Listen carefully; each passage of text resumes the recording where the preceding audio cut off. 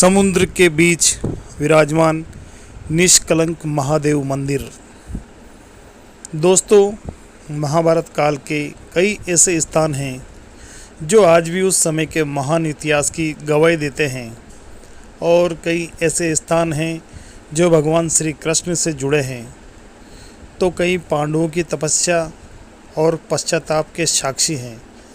महाभारत के विनाशकारी युद्ध के बाद पांडव अपने ही भाइयों और सगे संबंधियों के वध के पाप से मुक्ति के लिए सभी तरह के प्रयास कर रहे थे। पूरे भारतवर्ष में हिमालय के साथ कई ऐसे स्थान हैं जहां भगवान श्री कृष्ण के कहने पर पांडवों ने पश्चाताप के उद्देश्य से भगवान शिव जी की तपस्या की। ऐसा ही एक क्षेत्र गुजरात के भावनगर के नज़दीक में समुद्र के तट पर कोलियाक स्थित है, जहां भगवान शिव ने पांचों पांडवों को निष्कलंक बनाया था। इसीलिए यहां पर स्थापित हुआ निष्कलंक महादेव मंदिर, जहां 5 स्वयंभू शिवलिंग विराजमान है। दोस्तों, पांडवों का कलंक दूर करने वाले भावनगर कोलियाक के निष्कलंक महादेव मंदिर की सच्चाई क्या है, जानते हैं। गुजरात के भावनगर से 21 किलोमीटर की दूरी पर कोलियाक नाम का एक छोटा सा गांव है, जिसे कोलियाक बीच के नाम से भी जाना जाता है। कोलियाक के समुद्र तट से 3 किलोमीटर समुद्र के अंदर अरब सागर में विराजमान है भगवान शंकर का निष्कलंक महादेव मंदिर। यहाँ पर कुल 5 शिवलिंग है दोस्तों, जो स्वयंभू प्रकट हुए हैं। ज़्यादातर देखा जाता है कि किसी भी महादेव के मंदिर में शिवलिंग को जलाभिषेक करने के लिए शिवलिंग के ऊपर एक कलश होता है और उसमें से अविरत पानी की धारा बहती हुई शिवलिंग को जलाभिषेक करती हैं। लेकिन यह निष्कलंक महादेव की बात ही कुछ निराली है। दोस्तों, यह महादेव को स्वयं समुद्र की अफाट लहरें अभिषेक करती रहती हैं। जी हाँ दोस्तों, यहाँ पर अरब सागर की लहरें रोज़ शिवलिंगों का जलाभिषेक करती हैं। निष्कलंक नाम क्यों पड़ा था, आइए जानते हैं। इसके पीछे भी एक ऐतिहासिक सत्य कहानी है। माना जाता है करीब 5000 साल पुराना है ये मंदिर। महाभारत काल में पांडवों को यहाँ पर शिवजी ने दिए थे साक्षात दर्शन। इस मंदिर में शिवजी के 5 स्वयं निर्मित शिवलिंग हैं। पांचों शिवलिंग के सामने नंदी की मूर्ति भी है। पांचों शिवलिंग एक ऊंचा प्लेटफॉर्म पर बनी हुई है। इस प्लेटफॉर्म पर एक छोटा सा पानी का तालाब भी है, जिसे पांडव तालाब कहते हैं। दर्शनार्थी पहले उस तालाब में अपने हाथ पैर धोते हैं और फिर शिव जी भगवान की पूजा पाठ करते हैं। अमावस के दिन यहाँ पर विशेष पूजा होती है।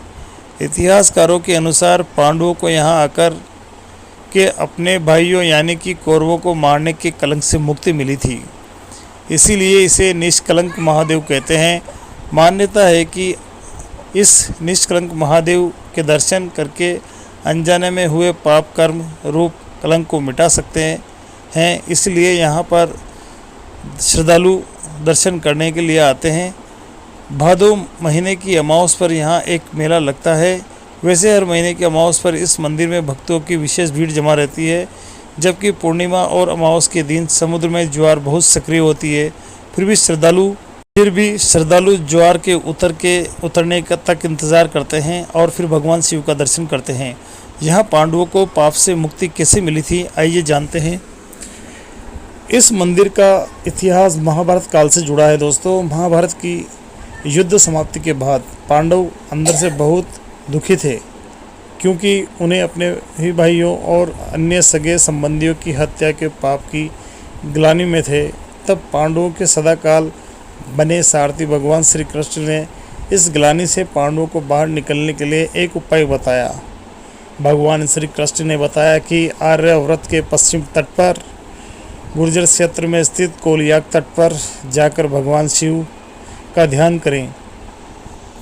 इसके लिए भगवान श्री कृष्ण ने एक काला ध्वज और एक काली गाय दी और पांडवों को गाय का अनुसरण करने को कहा।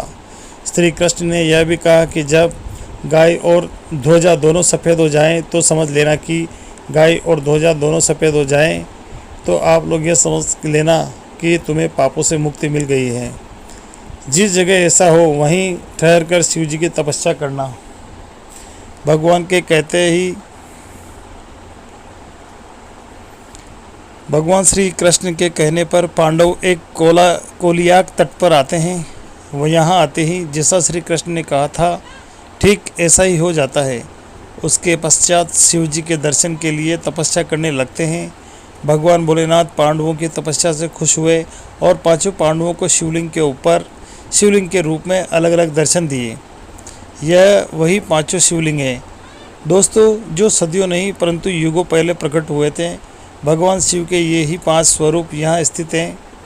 पांचों शिवलिंग के सामने नंदी की प्रतिमाएं भी हैं। इस जगह पर एक छोटा सा पानी का तालाब भी है जिसे पांडव तालाब कहते हैं। मान्यता है कि इस मंदिर के दर्शन से भक्तों की सभी मनोकामनाएं पूर्ण हो जाती है। पूरे वर्ष भर यहाँ बड़ी संख्या में दर्शनार्थी और श्रद्धालुओं का आना जाना लगा रहता है। सावन महीना मतलब शिव भक्ति का महीना। सावन के महीने में गुजरात ही नहीं परंतु दूर दराज के राज्यों से भी लोग दर्शन करने के लिए आते हैं। कहते हैं कि इस शिवलिंग ने पांडवों के कलंक दूर किए थे जिसके कारण यह निष्कलंक महादेव के नाम से बहुत ही प्रसिद्ध हुए। समुद्र में लहरें उठती हैं तो इस शिवलिंग के दर्शन नहीं होते हैं क्योंकि उस समय यह मंदिर पानी में जलमग्न हो जाता है। लेकिन जैसे ही पानी उतरता है तो तुरंत भक्तों की भीड़ लग जाती है। इस मंदिर के लिए एक और पौराणिक कथा है दोस्तों, आइए जानते हैं। इसके अनुसार महाभारत के युद्ध के बाद पांचों पांडवों को लगा कि उनके भाई हत्या का कलंक है, उनके ऊपर भाइयों की हत्या का कलंक है। इस कलंक को दूर करने और निवारण के लिए वह महर्षि दुर्वासा के पास जाते हैं। दुर्वासा ऋषि ने पांडवों की मनोव्यथा को पहचान लिया और कहा कि यह काली ध्वजा लेकर तुम पांचों भाइयों पश्चिम की ओर समुद्र के किनारे जाओ। जब निश्चित धारा आएगी तब यह काली ध्वजा अपने आप सफ़ेद हो जाएगी और वहां पर आपको शिव जी का दर्शन होगा। ऐसा होने पर आप समझ लेना कि तुम्हारा कलंक दूर हो गया है। इस प्रकार पांडव ध्वजा लेकर निकल पड़े। चलते चलते आज के भावनगर के पास कोलियाक गांव के निकट समुद्र के किनारे पहुँचे। तभी काली ध्वजा अपने आप सफ़ेद हो गई। दुर्वासा ऋषि की आज्ञा के अनुसार होने से पांडवों ने यही समुद्र में स्नान किया और भगवान शिव की पूजा अर्चना की। फिर पांडवों ने शिव जी से विनम्र आग्रह किया कि भगवान आपने हमें निष्कलंक किया है, इस बात का प्रमाण देना पड़ेगा। भगवान शिव जी ने पांडवों को कहा कि तुम समुद्र की रेत में शिवलिंग बनाओ। जब पांडवों ने ऐसा किया तब पांडवों की भक्ति से प्रसन्न होकर शिव जी ने पांडवों को लिंग स्वरूप दर्शन दिए और कहा कि इस पवित्र जगह पर तुम्हारा कलंक उतरा है, इसलिए यह जगह निष्कलंक नाम से जानी जाएगी। समुद्र की अफाट लहरों के बीच भी सदियों से यह मंदिर बिना किसी नुकसान के खड़ा है दोस्तों। यह चमत्कार से कम नहीं है। निष्कलंक महादेव का प्रमुख शिवलिंग। पांचों भाई भगवान श्री कृष्ण के कथनानुसार काली ध्वजा हाथ में लिए काली गाय का अनुसरण करने लगे। इस क्रम में वो सब कई दिनों तक अलग अलग जगह पर गए लेकिन गाय और ध्वजा का रंग नहीं बदला। लेकिन जब वो वर्तमान गुजरात में स्थित कोलियाक तट पार कर पहुँचे तो गाय और ध्वजा का रंग सफ़ेद हो गया। इससे पांचों पांडव भाई बहुत खुश हुए और वहीं पर भगवान शिव का ध्यान करते हुए तपस्या करने लगे। भगवान शंकर का दूसरा शिवलिंग। भगवान भोलेनाथ उनकी तपस्या से खुश होकर और पांचों भाइयों को लिंग रूप में अलग अलग दर्शन दिए। वहीं पांचों शिवलिंग अभी भी वहां स्थित है। पांचों शिवलिंग के सामने नंदी की प्रतिमा भी है। दोस्तों पांचों शिवलिंग एक वर्गाकार चबूतरे पर बने हुए हैं। यह कोलियाक समुद्र तट के पूर्व की ओर 3 किलोमीटर अंदर अरब सागर में स्थित है। इस चबूतरे पर एक छोटा सा पानी का तालाब भी है जिसे पांडव तालाब कहते हैं। दोस्तों आपने वीडियो पूरा देखा। आशा करता हूँ कि मेरे द्वारा दी गई जानकारी आपको अच्छी लगी होगी। अगर आपको वीडियो अच्छा लगे तो प्लीज़ इसे आगे शेयर करिए,